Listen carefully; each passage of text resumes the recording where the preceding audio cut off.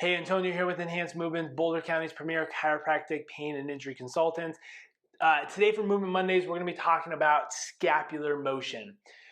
This was encouraged through discussion with the patient that we had yesterday, in where we were talking about push-ups.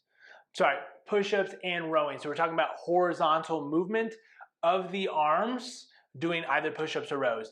And when doing rows, the individual was talking about, because we were asking because they're having some trouble with technique and a little bit of shoulder discomfort.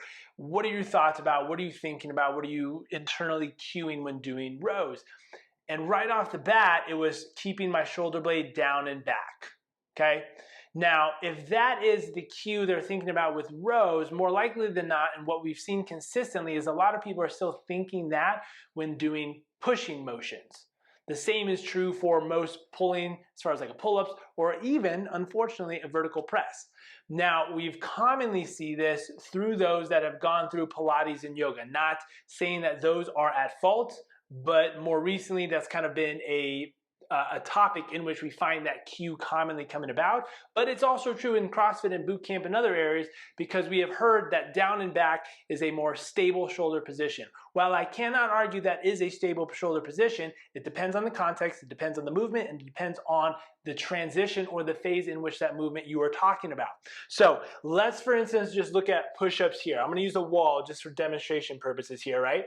As I'm doing my push-up, if I'm anchored here, at the top of my push-up, I should have some protraction of my shoulder blade. So what is protraction?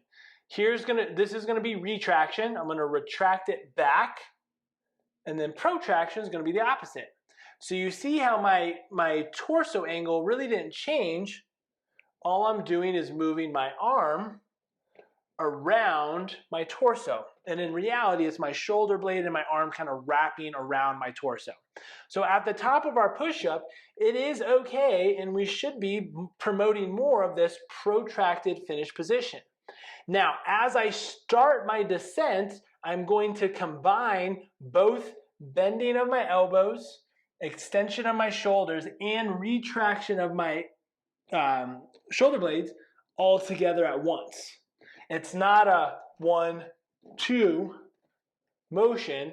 We want to smooth it out and create a super efficient system as we do that all together. So from the back, right, what you're going to see on the one-man camera here, so hopefully you can see this. Oh, perfect. So what I'm going to do is I'm going to retract. See how that scrunches the shirt? And then I'm going to protract. So as I'm doing my push-up, I'm going to retract and bend everything at the same time. Now I've touched chest. I'm in a nice pack position.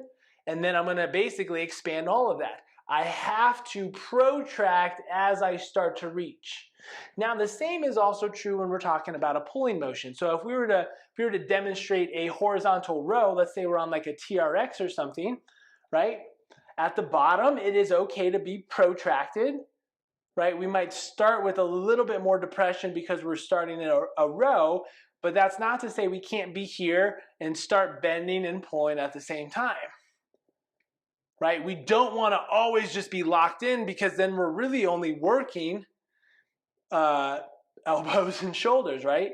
Our shoulder blades are basically being pinned back isometrically, and we're not getting the benefit of using the full back muscles and structures, rhomboids, upper traps, and really the whole back to help facilitate that pulling motion, right? If we're doing a back exercise, don't you want your back involved in the exercise? If you want biceps, you go straight arm and just do curls. If you want deltoids, right, you could just do deltoids. But we're trying to combine and create a very efficient system by doing a pulling type of motion that allows us to then get stronger. So this individual's goal was to be able to do one pull-up. She's doing some eccentrics and she's doing some other movements to help. But when we're talking about her rows, we told her, I'm like, well, if you're doing a row and you're pinned back and you're doing this, you're just bending your elbow and your shoulder. You're not even using your back, which we need for a pull-up.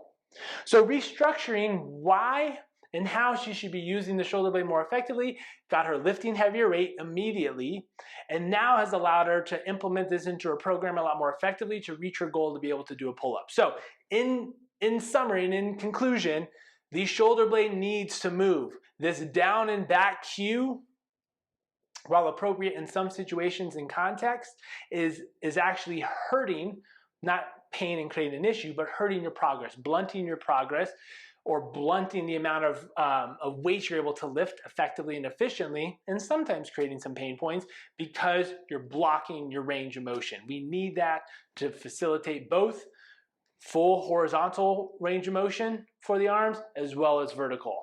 So keep that in consideration. If you have any questions, hit us up. If you have questions and you're working with a coach or trainer, let them know, see what they have, see what cues or maybe exercises or things they can give you to help. And as always, we'd love to help you where we can. And share this with a friend who might be struggling with those rowing motions, or you have always heard they're always pulling down and back, down and back. We can do better. We can do better, right? All right, move well. Thanks for watching, guys.